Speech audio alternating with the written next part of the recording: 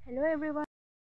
সবকে নমস্কাৰ জনাইছো। এয়া চাওঁ মই টুকুৰি লৈ কিনি গৈ আছো বাৰীতে অলপমান কি শাক পাচলি আছে এটোকে বুটলিবৰ কাৰণে। এইটো ড্ৰেগন ফ্ৰুট চাওঁ না ওখ হৈ গৈছে আৰু কিছুমানটো আৰু ইয়াৰ পৰা ওখ হৈ গ'ল। এইটো চব্জিটোকে ছিঙিব আহিছো।